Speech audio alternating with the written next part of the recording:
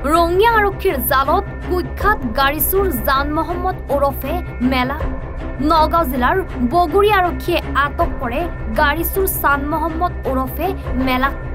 দুদিন পূৰ্বে ৰঙিয়া চহৰৰ মাজমজিয়াৰ পৰা চুৰি কৰিছিল এখন পালচাৰ বাইক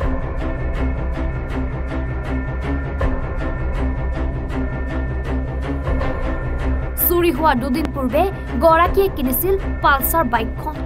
গাড়ীৰ গৰাকীয়ে ৰঙিয়া আৰক্ষী থানাত গোচৰ ৰুজু কৰাত ৰঙিয়া আৰক্ষীয়ে নগাঁও আৰক্ষীৰ লগত যোগাযোগ কৰে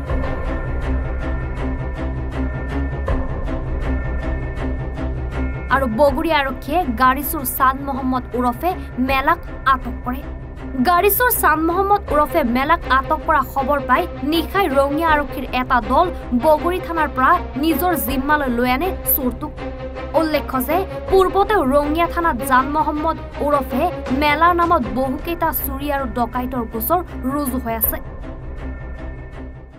29 জুনৰ দিনাখনে পালচাৰ এখন লৈছিলো মোৰ ভাইটিৰ কাৰণে লৈছিলো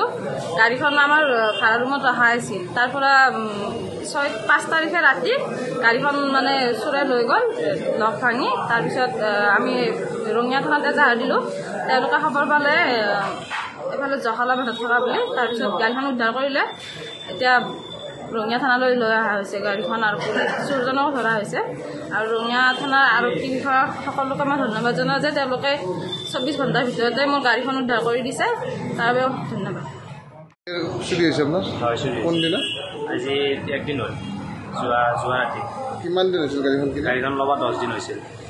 ক'ৰ পৰা চুৰি হ'ল মোৰ ৰুমৰ পৰা চুৰি হৈছে ৰুমত থোৱা আছিল তালা মাৰি তাৰ পৰা লক ভাঙি নিছে গাড়ীখন জখলা বান্ধত পাইছোঁ আমি ৰঙিয়া থানালৈ অনা হৈছে এতিয়া কিমান দিন হৈছিল গাড়ীখন 9 দিন হ'ল চুৰি কৰোঁতে গম পোৱা নাছিল চুৰি কৰোঁতে গম পোৱা নাই আমি ৰঙিয়া থানা গম পাইছোঁ ৰঙিয়া থানা যেতিয়া কৈছে আমি তেতিয়া গম পাইছোঁ ৰঙিয়াৰ পৰা শামছুল হকৰ ৰিপৰ্ট এনি ভাৰত 24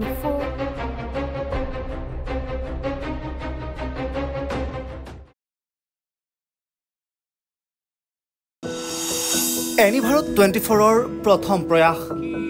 জুবিন গাৰ্গৰ গীতৰ প্ৰতিযোগিতা জুবিনৰ গানে কি আনে